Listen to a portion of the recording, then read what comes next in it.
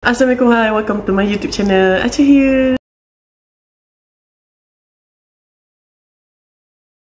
Jadi sebelum Aceh mula bercerita, Aceh nak share sikit dengan hampa. Baju yang Aceh pakai hari ni adalah baju daripada butik by Elisha. Nampak cantik kan colour dia, pink fuchsia, tak ada belang-belang. Siap besar lagi pula tu. Badan Aceh ni plus size tau.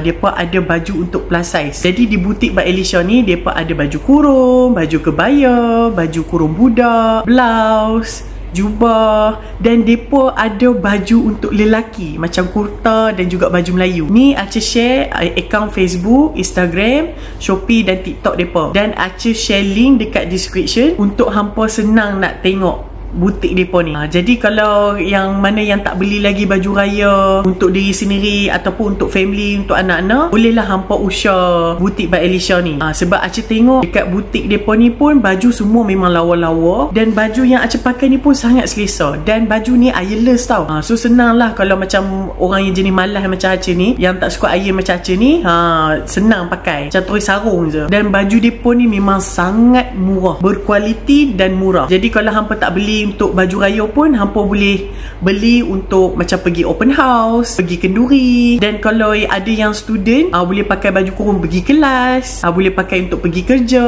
Sebab baju dia pun ni memang cantik dan selesa, boleh pakai pergi ke mana sahaja. Jadi link butik dia pun ni Aceh ada share dekat description, so hampa boleh tengok daripada situ. Nabi kedua yang Aceh nak ceritakan, Nabi kedua kita adalah Nabi Idris alaihissalam. So for those readers, spoiler alert.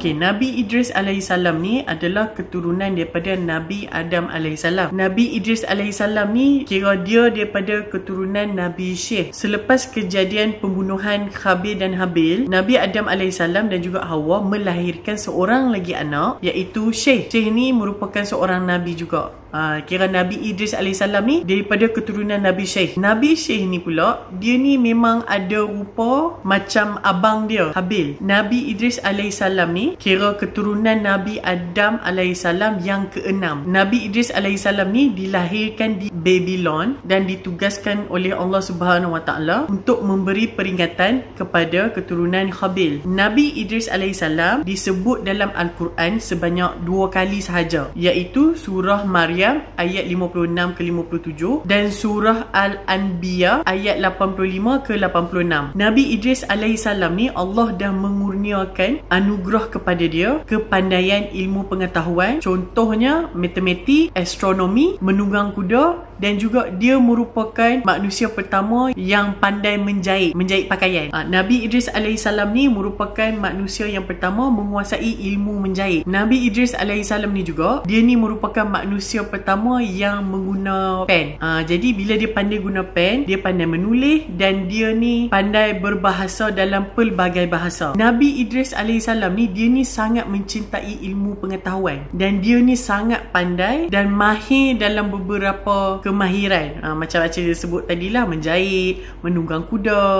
dia pandai matematik dan juga astronomi. Jadi bila Nabi Idris alaihissalam ni mencintai ilmu pengetahuan, jadi ada beberapa para malaikat tertarik dengan Nabi Idris alaihissalam ni disebabkan kebijaksanaan dia. Nabi Idris alaihissalam ni dilantik menjadi Nabi pada dia berumur 40 tahun, which is sama dengan Nabi Muhammad SAW. Nabi Idris alaihissalam ni adalah salah seorang Nabi pilihan Allah yang dapat lihat syurga dan neraka. Apa yang menarik tentang kisah Nabi Idris alaihissalam ni, disebabkan kebijaksanaan dia ni dan mencintai ilmu pengetahuan, jadi ramai para malaikat yang tertarik dengan Nabi Idris alaihissalam ni. Salah satu malaikat yang tertarik adalah malaikat Israel, iaitu malaikat maut. Jadi pada satu hari, malaikat Israel dia ni pergi ke rumah Nabi Idris alaihissalam dan dia menyamak menjadi manusia. Bila malaikat Israel pergi rumah Nabi Idris alaihissalam, lepas tu Nabi Idris alaihissalam ni dia tanyalah, hang siapa? Apa tujuan hang mai sini? Lepas tu malaikat Israel ni dia jawab, dia kata dia mai sini untuk berkenalan dengan Nabi Idris. Jadi Nabi Idris ni pun dia jemputlah malaikat Israel untuk duduk dekat rumah dia. Waktu tu dia tak tahu kata yang ni malaikat Israel. Jadi malaikat Israel dan Nabi Idris ni, dia pun ni kira macam tak banyak bersembang. Dia pun ni lebih kepada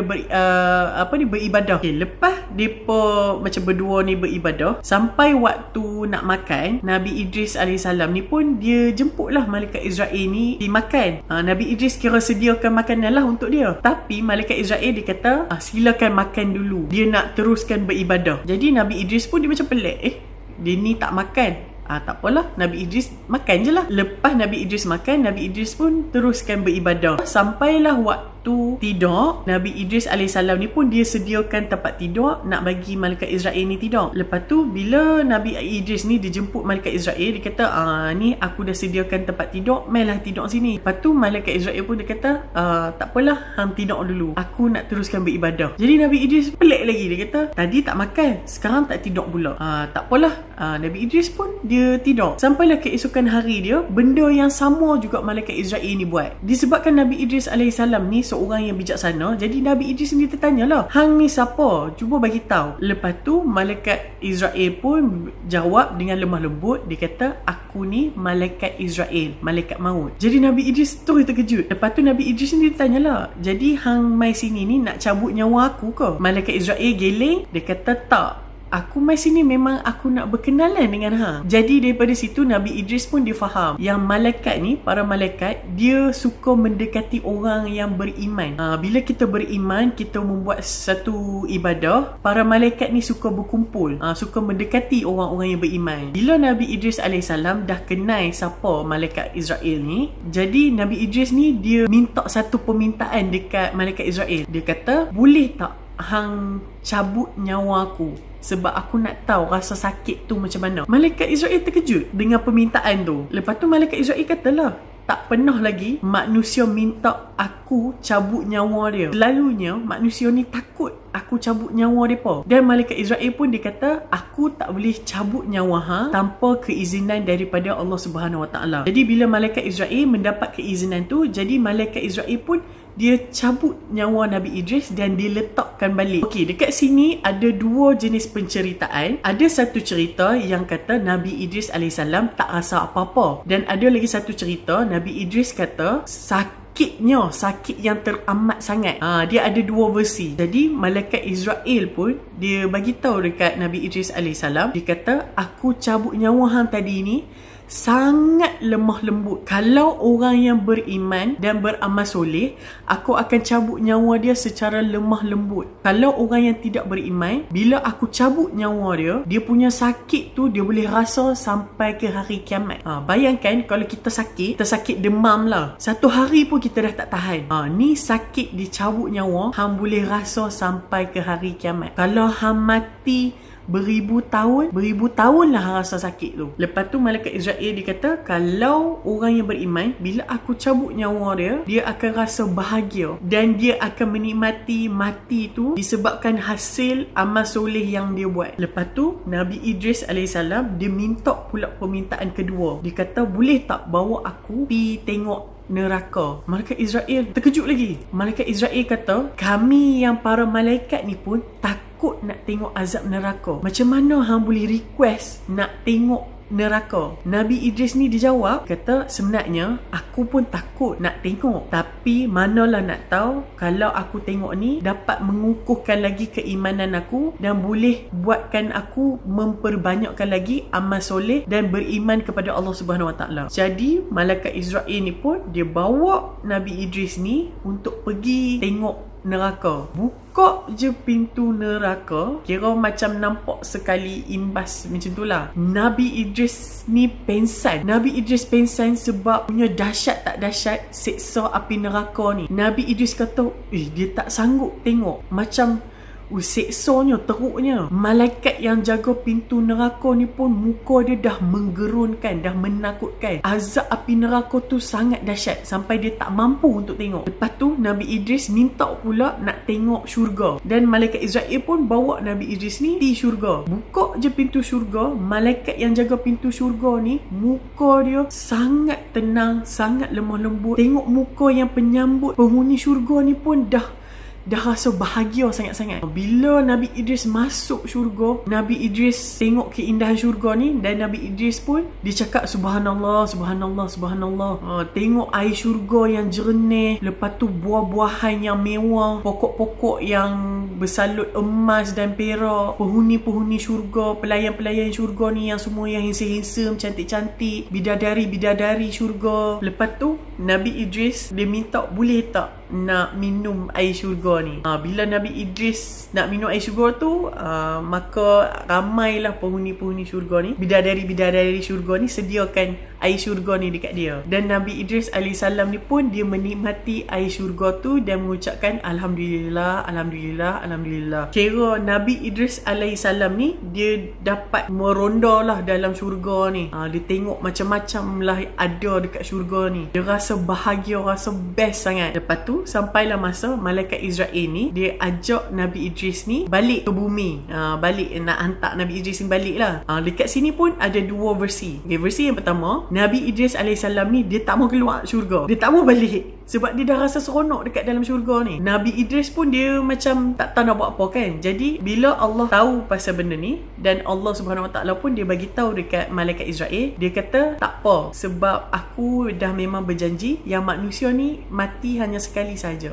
Sebab malaikat Israel dia dah tarik nyawa Nabi Idris dah tadi. Jadi Allah Subhanahu Wa Taala mengizinkan Nabi Idris AS ni duduk di syurga. Okey, versi yang kedua pula, malaikat Israel dia ajak Nabi Idris ni balik. Nabi Idris tak mau. Dan malaikat Israel ni dia pujuk lagi Nabi Idris AS ni, aku kena bawa hang balik ke bumi. Hang jangan risau, sebab ini akan menjadi tempat tinggal hang selamanya selepas hari kebangkitan. Jadi hang kena teruskan hidup hang, kena teruskan riwayat hidup hang di bumi ini, dan sehingga hari kebangkitan bila hampa dibangkitkan, inilah tempat tinggal hang. Jadi Nabi Idris AS ni pun balik ke bumi. Jadi dia ada dua versi ni. Aceh tengok dua jenis buku tau. Buku ni cerita versi ni, buku ni cerita versi ni. Tapi so far Aceh jumpa dua versi ni sahaja. Aceh tak jumpa yang lain daripada dua ni. Okey, ada riwayat yang mengatakan malaikat maut mencabut nyawa Nabi Idris AS ni di bumi, dan malaikat maut dia bawa roh Nabi Idris ni dia letak dekat atas kepak dia. Dan waktu malaikat maut ni naik ke langit, roh Nabi Idris ni tergelincir, dan yang nak sambut